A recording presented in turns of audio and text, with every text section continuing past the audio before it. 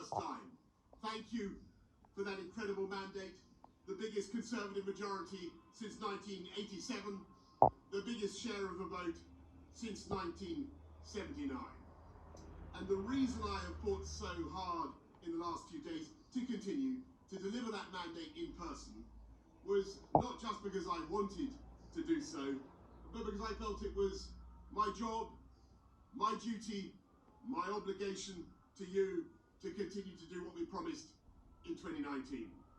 And of course, I'm immensely proud of the achievements of this government, from getting Brexit done to settling our relations with the continent for over half a century, reclaiming the power for this country to make its own laws in Parliament, getting us all through the pandemic, delivering the fastest vaccine rollout in Europe, the fastest exit from lockdown, and in the last few months, leading the West in standing up to Putin's aggression in Ukraine. And let me say now to the people of Ukraine that I know that we in the UK will continue to back your fight for freedom for as long as it takes.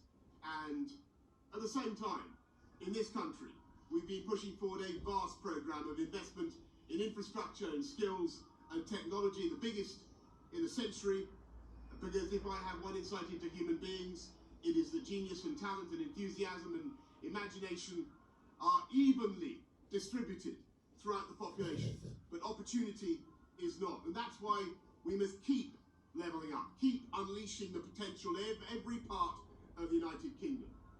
And if we can do that in this country, we will be the most prosperous in Europe.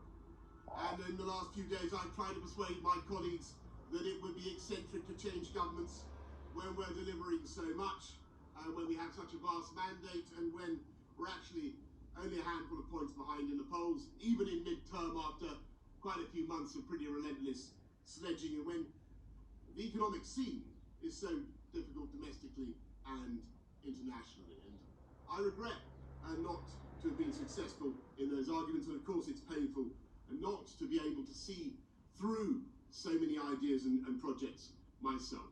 But as we've seen at Westminster, the herd instinct is powerful. When the herd moves, it moves. And my friends, in politics, no one is remotely indispensable. And our brilliant and Darwinian system will produce another leader equally committed to taking this country forward through tough times, not just helping families to get through it, but changing and improving the way we do things, cutting burdens on businesses and families, and yes, cutting taxes, because that is the way to generate the growth and the income we need to pay for great public services. And to that new leader, I say, whoever he or she may be, I say I will give you as much support as I can.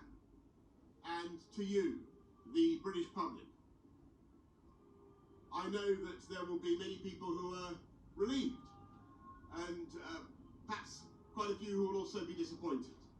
And I want you to know how sad I am to be giving up the best job in the world. But them's the breaks. I want to thank Carrie and our children and all the members of my family who've had to put up with so much for so long.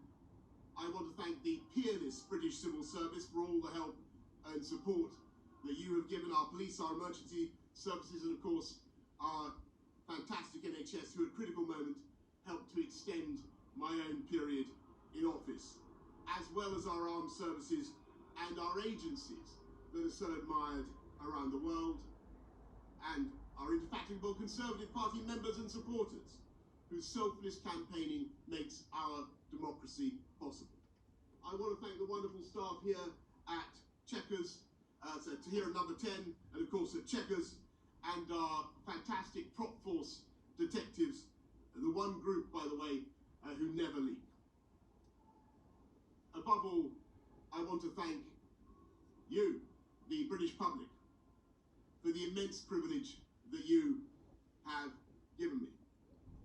And I want you to know that from now on, until the new Prime Minister is in place, your interests will be served and the government of the country will be carried on. Being Prime Minister is an education in itself.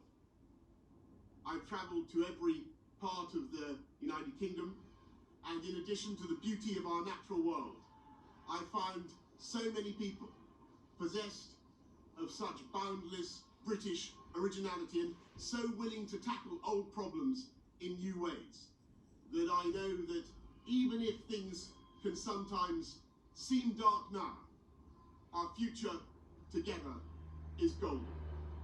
Thank you all very much. Thank you.